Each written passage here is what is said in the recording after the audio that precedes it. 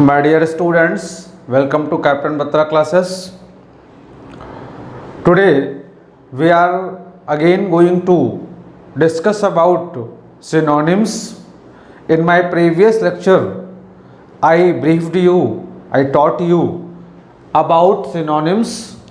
उसी सीक्वेंस में आगे फिर हम सिनोनिम स्टडी करने जा रहे हैं, लेकिन आगे बढ़ने से पहले मैं सिनोनिम एंटोनिम मीन्स टू से वर्ड पार के बारे में कुछ आपको ब्रीफ करना चाहता हूँ कि सिनोनिम और एंटोनिम को यानी वर्ड पार को पढ़ने के कई तरीके हैं। Words these are the part of language, और अगर इनको हम लैंग्वेज की तरह से स्टडी करें तो this will be more better. लेकिन इसके साथ ही साथ हमें स्टार्टिंग में कुछ वर्ड्स को मेमोराइज भी करना पड़ता है, लर्न करना पड़ता है, और इसके बाद जब उन वर्ड्स को हम डे टू डे लाइफ में यूज़ करते हैं या किसी मैगज़ीन में, किसी न्यूज़पेपर में पढ़ते हैं तो हमें उन वर्ड्स का प्रयोग समझ में आता है। इसके लिए मैं आपको रेफ़र करता हूं कि you should go through everyday newspaper at least 1 hour. कम से कम 1 घंटे रोज़ आप न्यूज़पेपर पढ़ें या रेगुलर कोई मैगज़ीन पढ़ें। इससे आपकी अंडरस्टैंडिंग डेवलप होती है, और उसको पढ़ने के दौरान जो आपको डिफ़िकल्ट वर्ड्स मिलते हैं उन वर्ड्स को आप नोट डाउन कर लें, उसके बाद डिक्शनरी में देखें और देख करके उसकी मीनिंग लिखें और उसको आप याद करते चलें। इस तरह से आपको वर्ड्स के यूजेस, क्योंकि वर्ड्स को केवल क्रैम करना यानी रटना ही इम्पोर्टेंट नहीं है। जब आप एग्जामिनेशन में जाते हैं तो आजकल ये ट्रेंड है कि एग्जामिनेशन में जो वर्ड में जो सिनोनिम और एंटोनिम पूछे जाते हैं, most of the questions are in the form of a sentence and you have to tell the synonym or antonym in the reference of sentence। उस सेंटेंस में, उस वर्ड की उस सेंटेंस के रेफरेंस में, जिस रेफरेंस में यूज़ किया गया है उस रेफरेंस में उसका क्या अर्थ है ये आपको बताना होता है। कई बार शब्द की लिटरल मीनिंग यानी शाब्दिक अर्थ उसका कुछ और होता है और प्रयोग के आधार पर उसकी मीनिंग उससे मिलती जुलती कुछ और निकल रही होती है। इसलिए वर्ड्स को मेमोराइज करने के साथ साथ हमें कोई न कोई मैगज़ीन, न्यूज़पेपर भी स्टडी करना चाहिए। बोलने के दौरान जिन वर्ड्स को हमने लर्न किया हो उन वर्ड्स को हमें यूज़ करने का प्रयास करना चाहिए। इस प्रकार से जिन शब्दों को हम रटते हैं, याद करते हैं, उनको हम पक्का कर सकते हैं और इस तरह से हमारा वोकैबुलरी और अच्छा स्ट्रांग हो सकता है। तो अपने प्रीवियस लेक्चर की तरह से आज फिर मैं आपको कुछ सिनोनिम्स और एंटोनिम्स पढ़ाने जा रहा हूँ। इसी सीक्वेंस में जो पहला वर्ड लिखा है that is विवैसस।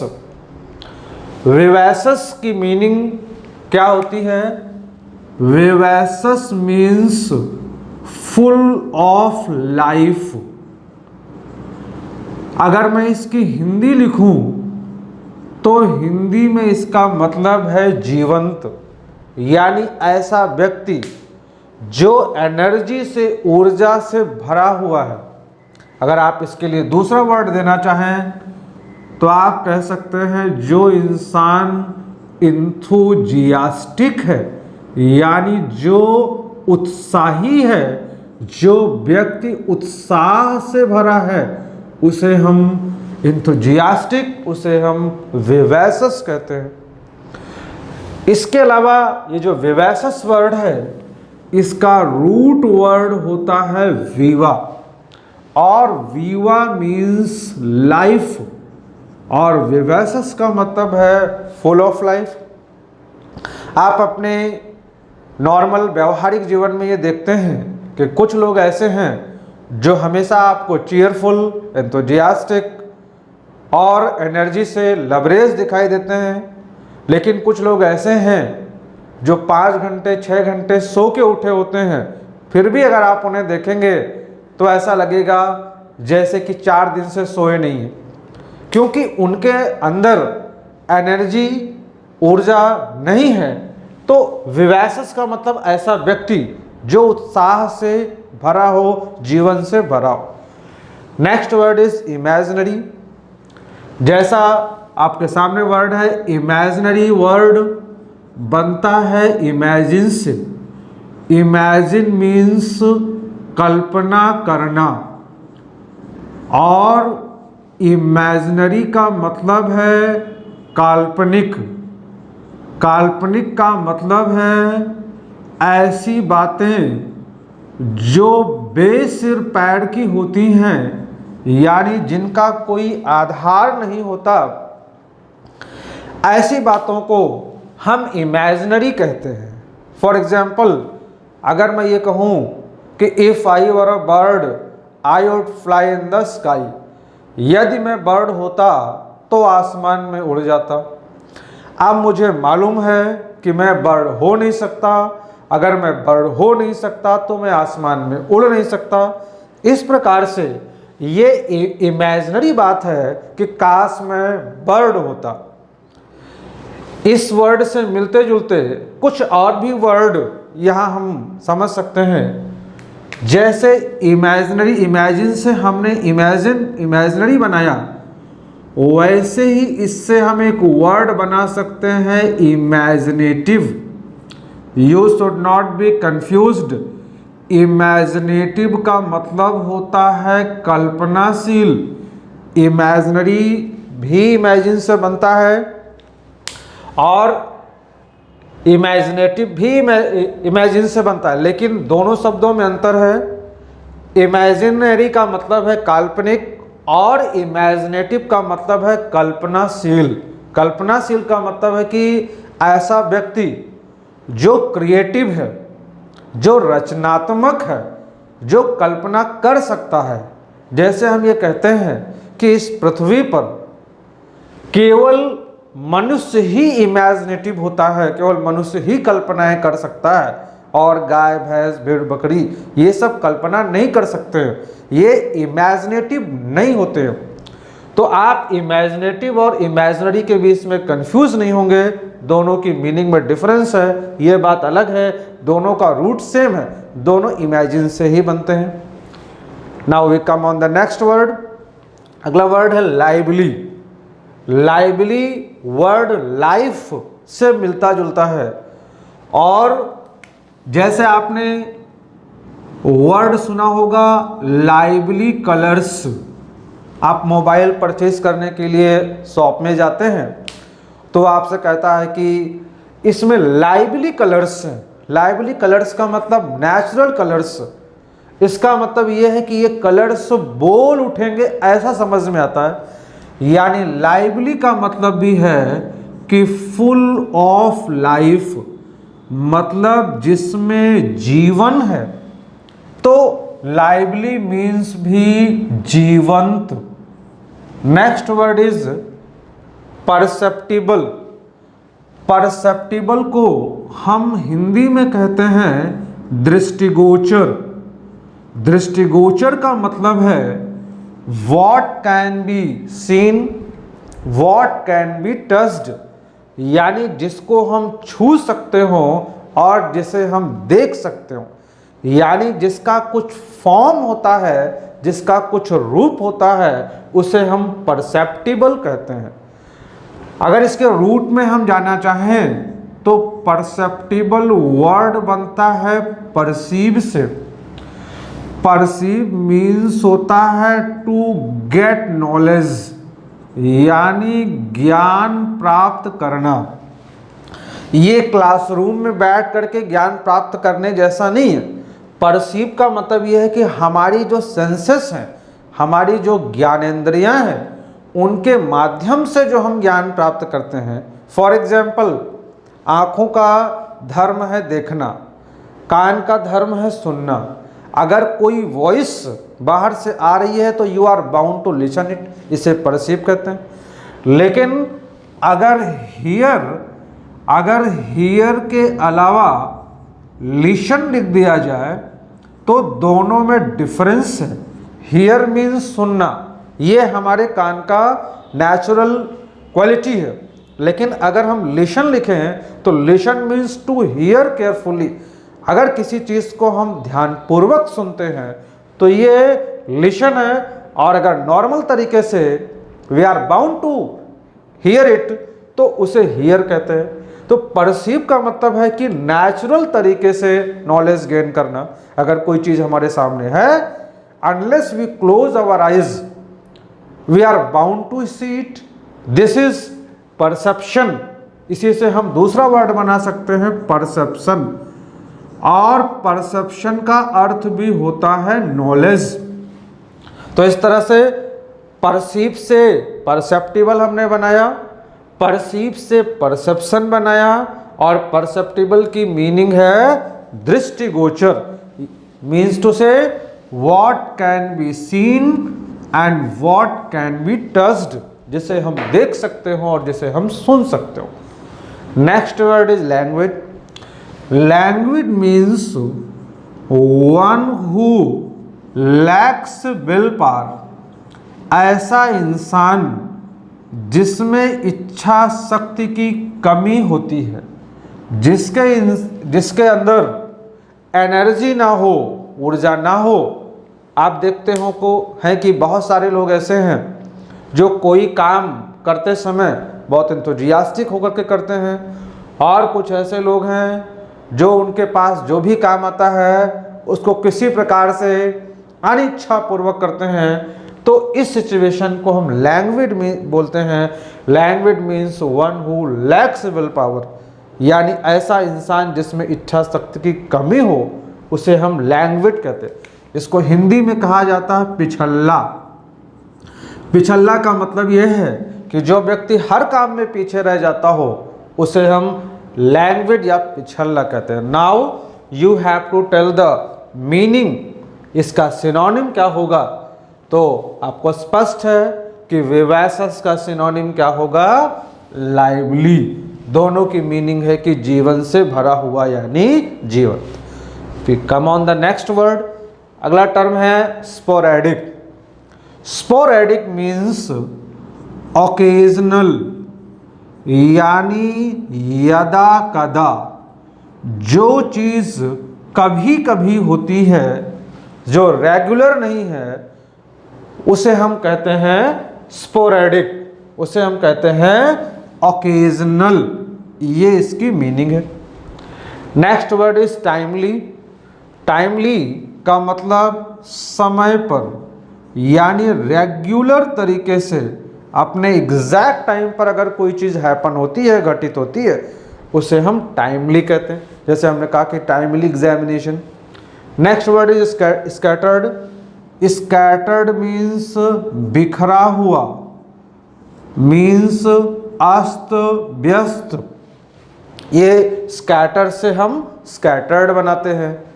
Next word is frequent. Frequent means बार बार। अगर कोई चीज़ बार बार होती है तो उसे हम फ्रीक्वेंट कहते हैं। जैसे आप पढ़ते हैं फ्रीक्वेंसी। फ्रीक्वेंसी का मतलब बारंबारता यानी दोहराव। इसी से आप वर्ड बना सकते हैं फ्रीक्वेंटली। जैसे अगर इसमें हम ly जोड़ दें तो ये हो जाएगा फ्रीक्वेंटली, ये एडवर्ब हो जाएगा। अगर इसमें हम cy जोड़ दें तो ये फ्रीक्वेंसी यानी नाउन हो जाएगा। तो हमें जब भी हम किसी वर्ड को पढ़ें तो हमें इस चीज़ पर भी ध्यान देना चाहिए कि अगर हम फ्रीक्वेंट पढ़ रहे हैं, जैसे फ्रीक्वेंट ये एडजेक्टिव है, तो इसका नाउन क्या होगा या इसका एडवर्ब क्या होगा। तो फ्रीक्वेंटली जैसे इसका ये एडवर्ब है, फ्रीक्वेंसी ये इसका नाउन है। तो जब भी हम किसी वर्ड को पढ़ें तो उससे बनने वाले नाउन, वर्ब, एडजेक्टिव और एडवर्ब, इन सबको भी हमें डिस्कस करते हुए समझते हुए आगे बढ़ना चाहिए। तो फ्रीक्वेंट मीन्स बार बार। Next word is irrelevant. अगर हम इस वर्ड के को अलग अलग करके देखें तो इसमें एक वर्ड है रेलिवेंट और उसके पहले एक वर्ड प्रीफिक्स लगा हुआ है IR, और दोनों को अलग अलग करके देखने की रिक्वायरमेंट है। रेलिवेंट का मतलब होता है प्रासंगिक, और इसमें जो प्रीफिक्स IR लगा हुआ है, अगर ये किसी वर्ड के पहले आता है तो उसकी मीनिंग को एंटोनिम अपोजिट बना देता है। जैसे हमने कहा कि रेगुलर, इसका एंटोनिम हो गया इर्रेगुलर। तो ठीक ऐसे ही रेलिवेंट का मतलब होता है प्रासंगिक यानी टू द पॉइंट, और इर्रेलिवेंट का मतलब है अप्रासंगिक। अप्रासंगिक का मतलब है जो चीज समय के अनुकूल नहीं है, जो चीज समय के अनुसार नहीं है। जैसे अगर आप कहीं पर बैठे हैं और जो प्रसंग चल रहा है, अगर आप उसके अलावा दूसरे चैप्टर, दूसरे टॉपिक की बात करते हैं तो ये कहा जाता है यू आर टॉकिंग इररेलेवेंट। आप टू द पॉइंट बात करिए, ये इररेलेवेंट है, अप्रासंगिक है। इससे मिलते जुलते और भी वर्ड हैं। जैसे एक वर्ड होता है इम्पर्टिनेंट, इसमें भी सेम फॉर्मूला है कि एक वर्ड है पर्टिनेंट, और पर्टिनेंट मीन्स होता है रेलिवेंट, और इम्पर्टिनेंट का मतलब होता है कि इररेलेवेंट, मीन्स टू से नॉट टू द पॉइंट, जो विषय के रेफरेंस के अकॉर्डिंग नहीं है वो इररेलेवेंट है, वो इम्पर्टिनेंट है। तो नाउ अब हम देखते हैं कि इस वर्ड का स्पोरेडिक का सिनोनिम क्या है। तो आप देख सकते हैं कि इसका सिनोनिम होगा ऑप्शन बी, क्योंकि जो ओकेजनल है, जो सेट नहीं है, जो रेगुलर नहीं है, जो कभी कभी घटित होता है, जिसका कोई शेड्यूल टाइम टेबल नहीं है, और इसी प्रकार से इसका जो मोस्ट पॉसिबल सिनोनिम है वो है स्कैटर्ड यानी बिखरा हुआ। तो नेक्स्ट टर्म इज एबंडन। जब आप किसी सिनोनिम और एंटोनिम की बुक को उठाते हैं तो पॉसिबली एबंडन पहला आपको वर्ड मिलता है, और जब भी एबंडन वर्ड आता है तो most of the students reply देते हैं यस सर, एबंडन मतलब परित्याग करना, छोड़ देना, जनरली आप बताते हैं। तो एबंडन का आपको सिनोनिम बताना है। एबंडन मीन्स त्याग देना या छोड़ देना। इसके कई सारे सिनोनिम हैं, जैसे लीव, रेलिंक्विश,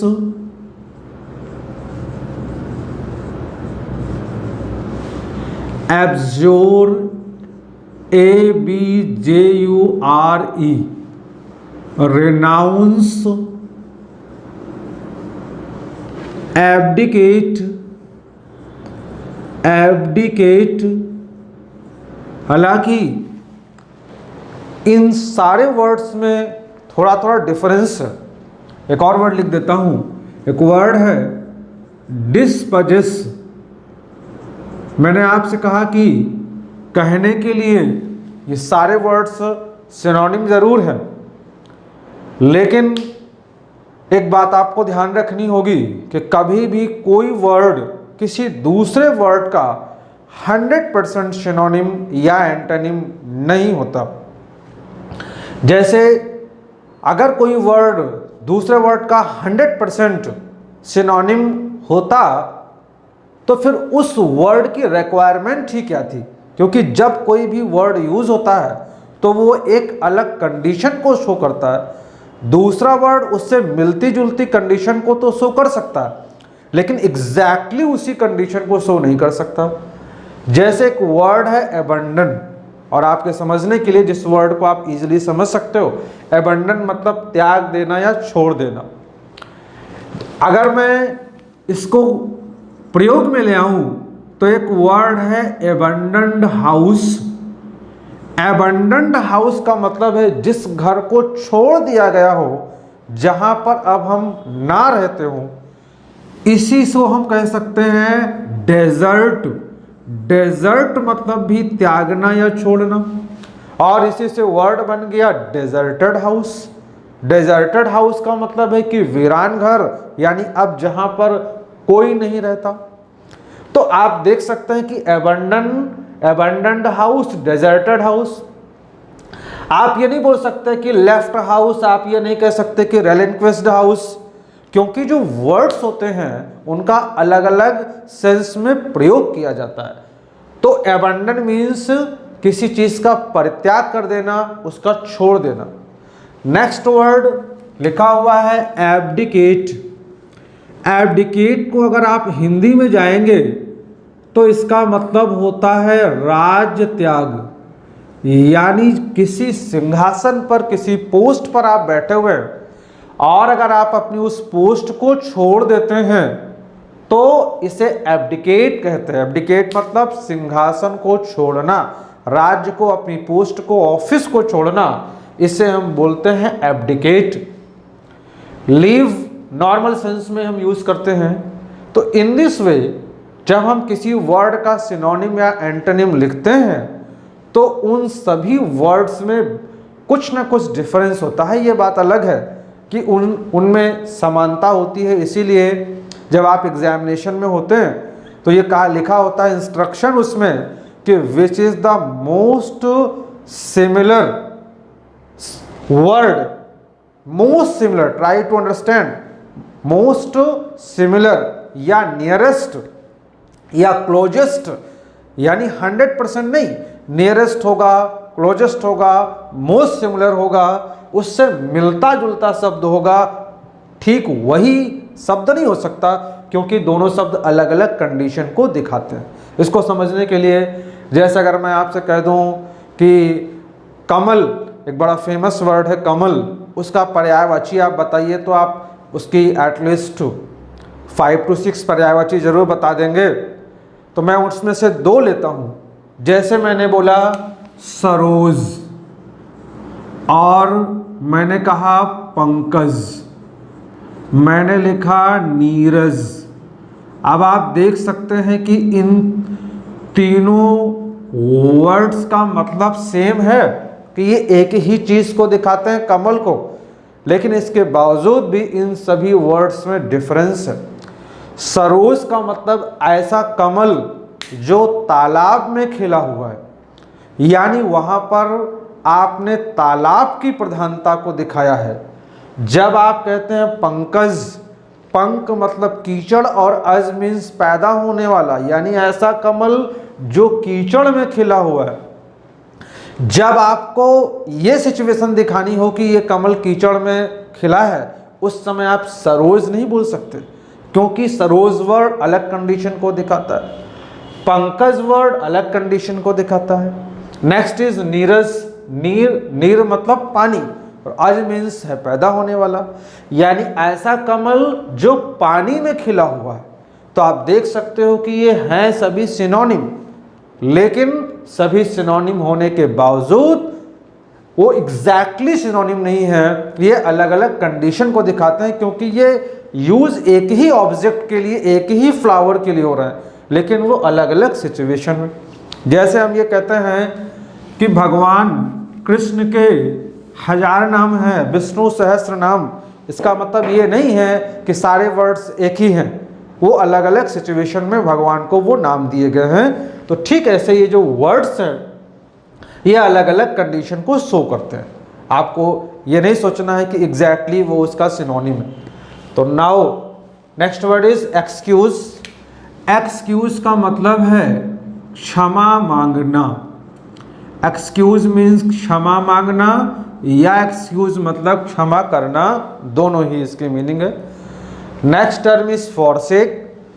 फॉरसेक मीन्स त्यागना या छोड़ना। अब आपको कुछ और बताने की रिक्वायरमेंट नहीं है, आपने समझ लिया कि इसका सिनोनिम क्या होगा, फॉरसेक। अबंडन मीन्स फॉरसेक, त्यागना या छोड़ना। Next term is fickle. Fickle means changeable, यानी जो हमेशा परिवर्तनशील हो, जो बार बार बदल रहा हो, उसे हम फिकल कहते हैं। मैं यहाँ पर फिकल के दो एग्जाम्पल, दो यूजेस, प्रयोग आपको दिखाता हूं। जैसे हम बोलते हैं फिकल माइंडेड। फिकल माइंडेड का मतलब है कि ऐसा व्यक्ति जो कमजोर दिमाग का हो। कमजोर दिमाग का मतलब यह है कि जो बार बार अपने डिसीजन को चेंज करता हो। जैसे आपने डिसाइड किया कि मैं डिफेंस की प्रिपरेशन करूंगा, फिर आप प्रिपरेशन करना स्टार्ट करते हैं तो इसमें आपको समस्याएं आती हैं। आप कहते हैं नहीं, अब मैं एसएससी की प्रिपरेशन करूंगा, फिर उसमें समस्याएं आती हैं। आप कहते हैं नहीं, मैं अब पुलिस की प्रिपरेशन करूंगा। तो ऐसा व्यक्ति जो बार बार अपने डिसीजन को चेंज करता हो उसे हम फिकल कहते हैं। दूसरा मैं आपको यूज दिखाता हूं। जैसे हमने बोला fickle monsoon. Fickle monsoon, India के मॉनसून को ज्योग्राफी में एक फिकल मॉनसून का एग्जाम्पल दिया जाता है, क्योंकि इंडिया का जो मॉनसून है उसका कोई भरोसा नहीं है कि मॉनसून कब किस करवट जाएगा। कई बार होता है कि मॉनसून मई में आ गया, कभी जून में बारिश हुई, कभी जुलाई में बारिश हुई। तो इंडिया के मॉनसून को हम फिकल मॉनसून कहते हैं। This is not constant. इसका कोई फुल प्रूफ कांस्टेंट फॉर्मेट नहीं होता, मॉनसून बदलता रहता है। तो फिकल माइंडेड और फिकल मॉनसून से आप फिकल वर्ड की मीनिंग को समझ सकते हैं, यानी जो बार बार परिवर्तित हो, जो परिवर्तनशील हो, उसे हम क्या कहते हैं? उसको हम फिकल बोलते हैं। लेकिन दोनों ही जगहों पर मीनिंग में डिफरेंस है।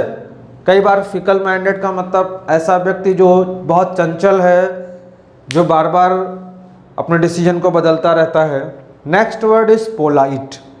पोलाइट बहुत ही फेमस वर्ड है और आप सभी को मालूम होगा कि पोलाइट मीन्स होता है विनम्र। मैं इसके और भी सिनोनिम लिखता हूँ, जैसे मीक, हम्बल, डोशाइल,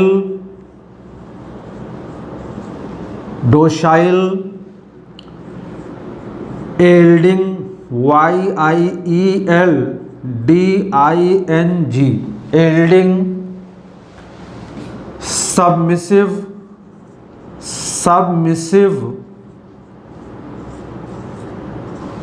ये सभी इसके सिनोनिम हैं। इसके और भी सिनोनिम है, पहले हम लोग इतना डिस्कस कर लेते हैं। अब अपने पुराने बात के अनुसार, जैसा मैंने अभी आपको बताया था कि पोलाइट के मैंने सिनोनिम तो लिखे, लेकिन क्या ये सभी वर्ड सेम मीनिंग देते हैं? तो ऐसा नहीं है, सारे वर्ड सेम मीनिंग नहीं देते, सब में थोड़ा थोड़ा अंतर है। तो वर्ड्स को मेमोराइज करने के साथ साथ हमें उनके प्रयोग को भी समझते हुए आगे बढ़ना है। तो पोलाइट मीन्स होता विनम्र। अब पोलाइट में और मीक में क्या डिफरेंस है? पोलाइट किसे कहेंगे और मीक किसे कहेंगे? पोलाइट हम ऐसे व्यक्ति को कहते हैं जिसका नेचर होता है विनम्र होना। जैसे आपने अपने व्यवहारिक जीवन में देखा होगा कि कुछ लोग नेचुरली पोलाइट होते हैं, विनम्र होते हैं। तो जिनका स्वभाव है विनम्र होना, उन्हें इंग्लिश लैंग्वेज में पोलाइट कहा जाता है। इनको कोई ट्रेनिंग नहीं दी जाती कि you should be polite. Next term है मीक। मीक का मतलब है, इसमें मैं आपको एक प्रॉवर्ब बताता हूँ। ये प्रॉवर्ब ये है कि as meek as a lamb, यानी इतना मीक जितना कि मेमना होता है। मतलब आप कह सकते हैं कि मीक हम उसे कहते हैं जो इनोसेंट होता है। Lamb is the symbol of innocence. Lamb को इनोसेंस का सिंबल माना जाता है। तो as meek as a lamb, इतना इनोसेंस जितना कि लैम्ब होता है। तो जो लोग इनोसेंट होते हैं उनको भी पोलाइट कहा जाता है, उन्हें भी विनम्र कहा जाता है। Next word is humble. Humble आप कह सकते हैं कि ये पोलाइट से एक स्टेप आगे है। When you are very much polite तो उसे हम हम्बल कहते हैं। जैसे हम बोलते हैं कि this is my humble request, हम ये भी कह सकते हैं कि दिस इज माई रिक्वेस्ट, लेकिन जब हम बोलते हैं कि this is my humble request, इसका मतलब ये है कि हम अति विनम्रता अगर दिखाते हैं तो उसे हम हम्बल बोलते हैं। ऐसे ही डोसाइल। नेक्स्ट वर्ड है एल्डिंग। एल्डिंग वर्ड बनता है एल्ड से। एल्ड मतलब है झुकना और एल्डिंग का मतलब है झुकने वाला, यानी ऐसा व्यक्ति जो किसी के सामने झुक जाता है तो उसे भी विनम्र की कैटेगरी में रखा जाता है। Next term is submissive. Submissive की अगर मैं हिंदी लिखूं तो हिंदी में इसे कहते हैं दब्बू। कुछ लोग दब्बू किस्म के होते हैं, हर बात का बहुत ज़्यादा विरोध नहीं करते, हर बात में रोड़े नहीं अटकाते, थोड़ा दब्बू किस्म के होते हैं तो उन्हें सबमिसिव कहते हैं। और सबमिसिव को भी हम पोलाइट की कैटेगरी में रहते हैं। ठीक ऐसे ही एक वर्ड है सबसर्विएंट, ओबीडिएंट, ये सभी सिनोनिम है। जैसे अगर कोई व्यक्ति ओबीडिएंट है तो सीधी सी बात है वो पोलाइट है। अगर आप किसी की आज्ञा मानते हैं, किसी की बात मानते हैं तो इसका मतलब ये है कि आप पोलाइट हैं। तो इस प्रकार से पोलाइट के ये सिनोनिम्स हैं। और हमने ये डिस्कस किया कि एबंडन का जो सिनोनिम होगा वो है फॉरसेक, त्याग देना या छोड़ देना। Next term is catastrophe. Catastrophe means आपदा या मुसीबत। जैसे अगर कहीं पर कोई डिजास्टर आ जाए, कोई ऐसी प्राकृतिक घटना हो जाए, भूकंप आ गया, बाढ़ आ गई, तो दैट इज कैटास्ट्रोफे, उसे हम कैटास्ट्रोफे कहते हैं। इसके लिए हम और भी वर्ड्स लिख सकते हैं, जैसे माइजरी। माइजरी मीन्स होता है मुसीबत। ऐसे ही हम लिख सकते हैं कैलामिटी। कैलामिटी का मतलब भी होता है मुसीबत या आपदा। ऐसे ही और आसान शब्द में अगर लिखें तो हम लिख सकते हैं मिसफॉर्च्यून, यानी दुर्भाग्य। तो ये सभी कैटास्ट्रोफे के सिनोनिम हैं। Next term is tragedy. Tragedy, this is a literary term. Tragedy means that ends in grief, यानी जिसके अंत में दुख हो। अगर हिंदी में कहा जाए तो दुखांत, जिसका अंत दुख में होता है उसे ट्रेजेडी कहते हैं। और इसका एंटोनिम होता है कॉमेडी। दैट एंड्स इन अस, उसे हम कॉमेडी कहते हैं। तो अब आप देख सकते हैं अगर किसी के ऊपर कोई आपदा या मुसीबत आ गई तो हम कहते हैं कि उनके साथ बहुत बड़ी ट्रेजेडी हो गई। तो catastrophe means tragedy. Next word is anger.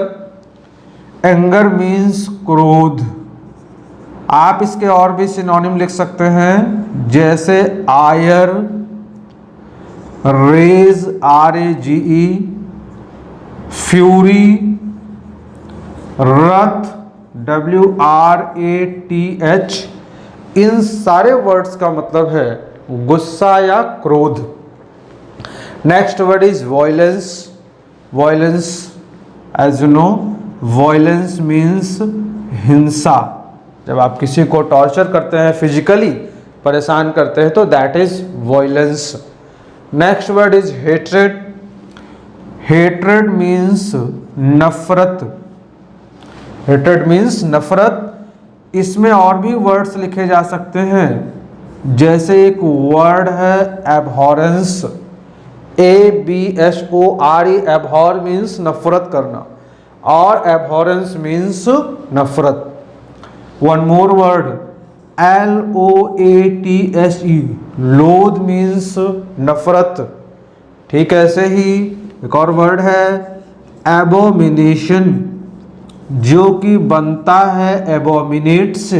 एबोमिनेट means नफरत करना और एबोमिनेशन नाउन है, इसका मतलब है नफरत। तो इस प्रकार से हेट्रेड, एबहॉरेंस, लोथ, एबोमिनेशन, इन सारे वर्ड्स का मतलब है नफरत। और जो आपका वर्ड था कैटास्ट्रोफे, उसका आंसर होगा option A. In this way today we discussed some words as synonym and I tried my best to tell you the meaning as well as possible synonyms of the word, उस word के जो possible synonyms हो सकते हैं। इसके साथ ही जब भी हम किसी word को पढ़ें तो उसके क्या क्या प्रयोग हो सकते हैं, ये मैंने आपको इसमें समझाने का प्रयास किया। आप जब भी किसी word को लें तो हमेशा इसी प्रकार से पढ़ने का प्रयास करें कि उस वर्ड को जो हमने लर्न किया है उसका प्रयोग क्या है। I think that you will be benefited and you will follow the method you have studied word part today. Thank you so much.